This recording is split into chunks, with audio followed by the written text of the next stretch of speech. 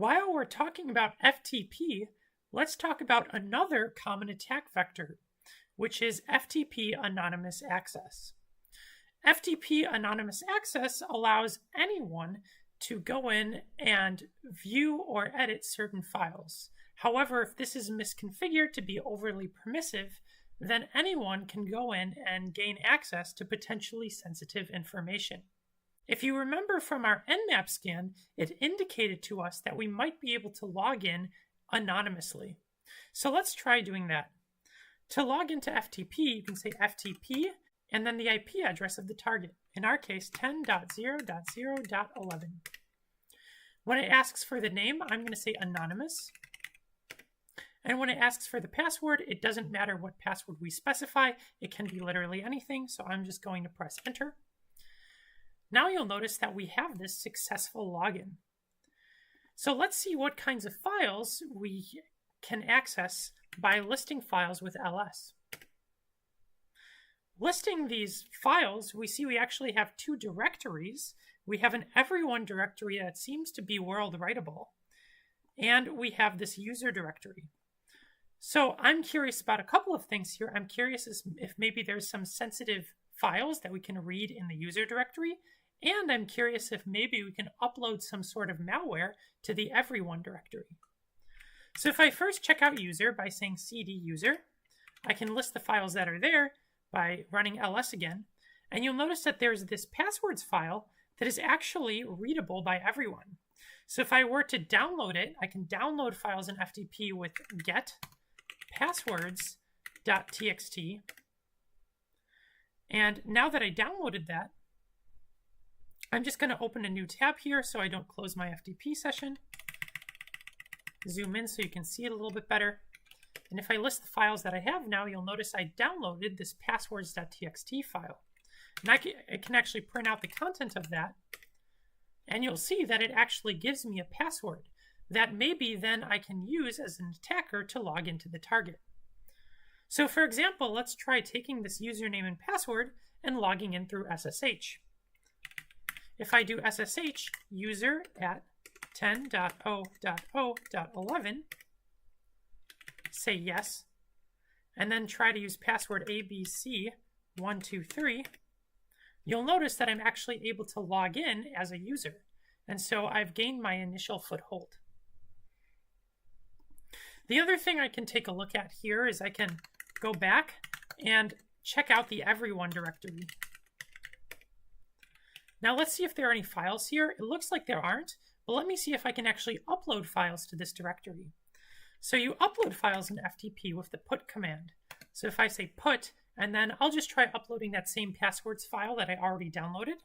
So if I say passwords.txt, and by default, it's actually going to grab it from the directory that I'm currently in. So if I'm currently on my Kali machine in my home directory, so it's going to grab it from my Kali machine's home directory and try to put it there. And you'll notice we were actually able to upload files. And now if I list the files again, you'll see we have this new passwords.txt file that we just uploaded. If you're curious about other things you can do via FTP, you can always run help in this session. And this actually gives you a complete list of commands that you can run.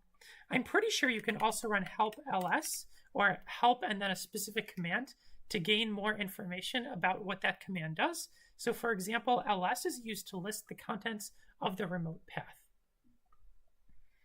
Anyway, now that we've performed our actions as an attacker, we can go ahead and exit out by typing in exit. Now that we've seen the attack carried out, let's switch back to defense and see once again how we, as defenders, can find evidence of this attack being performed. I'm going back to my traffic capture here in Wireshark, and I see a bunch of FTP traffic.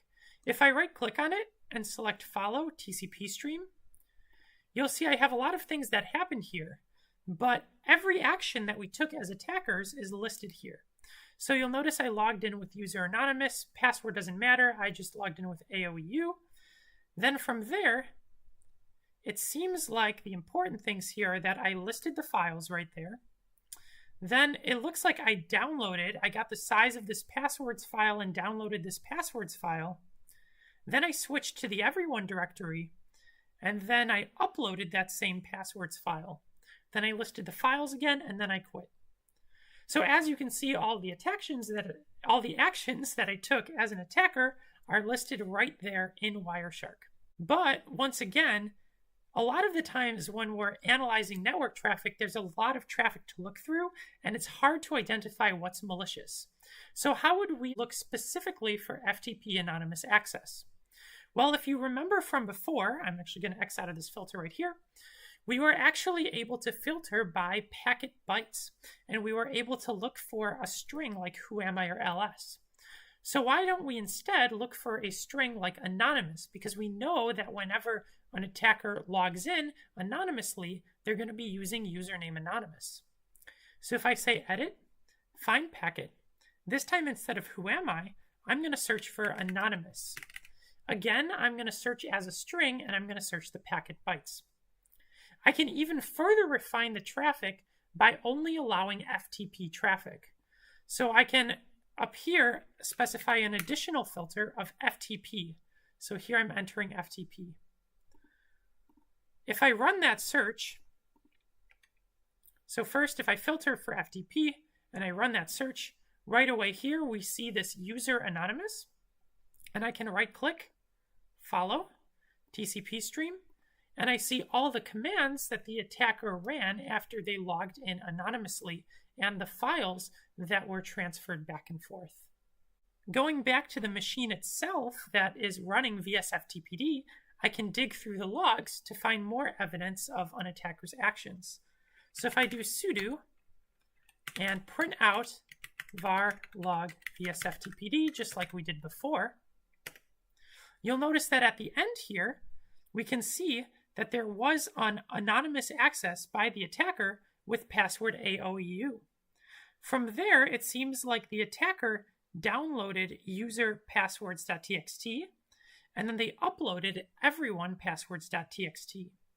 So here's a good example of where it actually may make more sense to look through the log file, because the log file gives you a more direct view of the attacker getting in with this anonymous access, downloading the file, and uploading the file. Just like when we were looking at network traffic, these log files can also get cluttered with a lot of information. So we need an effective way of searching these logs for specific keywords that may indicate evidence of an attack. We can accomplish that using grep. So in this case, I'm specifically looking for anonymous logins. So I can grep for something like anon in the file and see where that occurs. If I do sudo grep, I'm actually going to say -n, which is also going to print out the line number of where it occurs, not just the word itself, or not just the line itself. If I do anon, which is what I want to search for, and then the log name, var log vsftpd.log, this now prints out all the lines that contain the string anon, but in addition, it provides me a line number, which makes it really easy to jump directly to that line and see what was going on around that time. If I wanted to jump directly to that line in nano, I could run nano, but I could add plus and then the line number, so in this case 76, and then the file that I want to open. This will open that log file, but jump me directly to line 76, which is right here. So now I can see, oh look, there's that anonymous login, and I can go up and down lines and see what happened around that time, or what actions the attacker took after they logged in. If you prefer to use V or Vim instead of nano, you can also open that file in V or Vim. And instead, in command mode, you'll do colon, and then you specify the line number, so in this case 76, press enter, and that would also do the same thing as nano, where it jumps you directly to that line. So how do we actually go about patching this, in this case, misconfiguration, so that the vulnerability no longer exists? Well, we have a couple of different ways of approaching it, and how you actually choose to approach it in the end depends on how you want your service to function. One thing we could do is we could disable anonymous access entirely by going into the configuration file and disallowing anonymous access. So let me show you how to do that. I'll edit the configuration file with nano, and I'll edit the configuration file etc vsftpd.conf. If you didn't know where that configuration file was located, again, you could always go on Google, look up vsftpd configuration file location, and you'll probably find this path. Again, I'm going to run that with sudo so that I actually edit that with root privileges. And now that I'm editing that file, you'll notice right away that right here there's this option, anonymous enable, and it's set to yes. So it would be pretty logical to take yes and instead set it to no.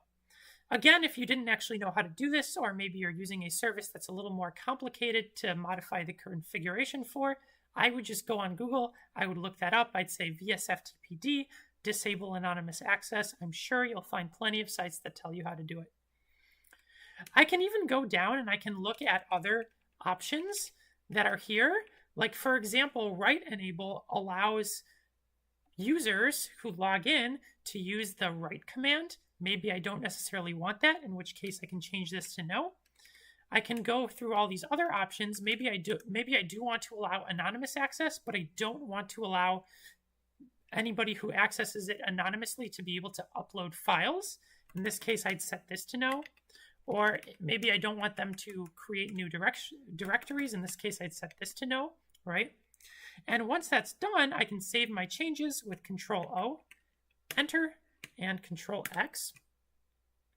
Now, whenever I make changes to a configuration file, it's very important to restart the service so that those configuration changes are loaded. So I can restart the service with sudo systemctl restart, and then the name of the service, which in my case is vsftpd. Now that I've restarted the service, I can double check that it's running with systemctl status vsftpd. All right, it seems to be running. And now I can go back to my Kali machine, take the attacker's perspective again, and try once again to log in anonymously, just to make sure that that no longer works. So if I go back to my attacking machine, and this time if I try to run FTP and connect to 10.0.0.11, which was my target, I'm going to once again log in with username anonymous. Just to keep things uniform, I'm going to specify the same exact password that I specified before. And this time when I try to log in, it gives me a login incorrect message. So we've successfully been able to disable anonymous access. Let's say maybe I wanted anonymous access. Maybe I just didn't want that anonymous user to be able to, I don't know, read that passwords file that was in the user directory. Well, in order to fix that, I'd have to actually change the permissions on the user directory so nobody else can read that password. So in order to do that, I need to know where the vsftpd files are actually located. My guess would be that that's specified somewhere in the configuration. So if I go back to that configuration and maybe I scroll down a bit and I see what sorts of options we have, it looks like I really didn't gain much useful information about where that directory root is, but I can always go online, look it up and say vsftpd home root directory maybe. If I didn't want to look it up, another trick you could do is you could actually search for that file passwords.txt.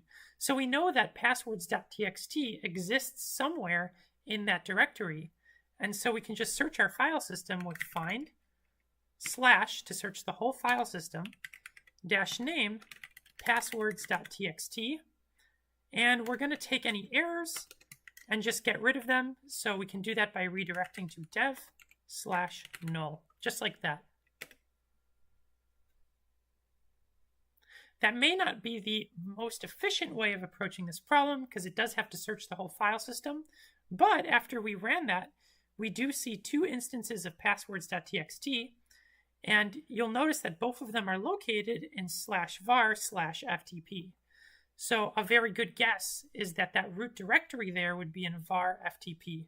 If I change directory to var FTP and I list out what's there, you'll see the same directories that we saw when we connected from our Kali machine anonymously, right? And the problem is, if we go into this user directory here and we list out the permissions on the files there, passwords.txt is actually readable by everyone.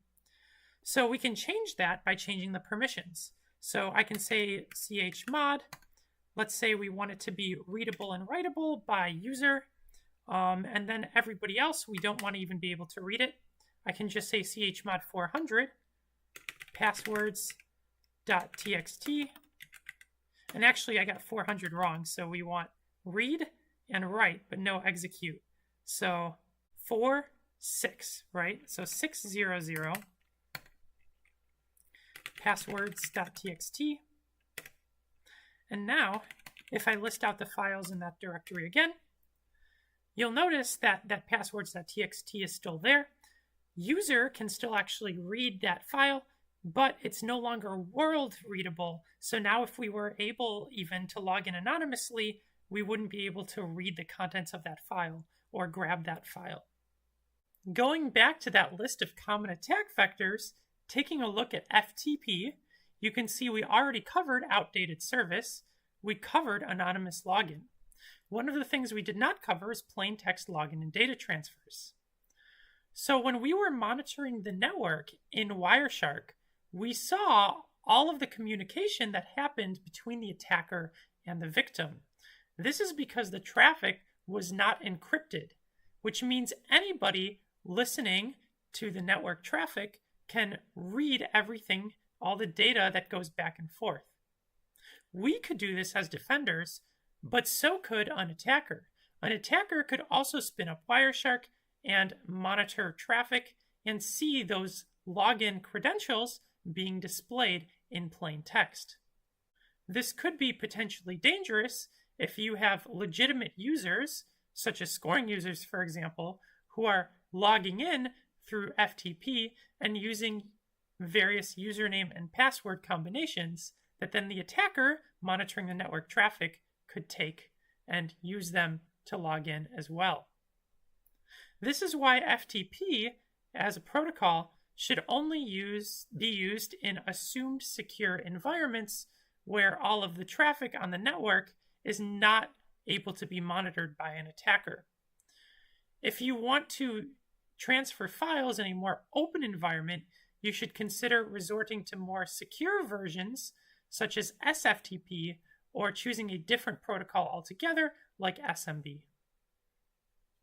The last consideration is insecure passwords. Remember that to access the FTP server, we logged in with a username and password.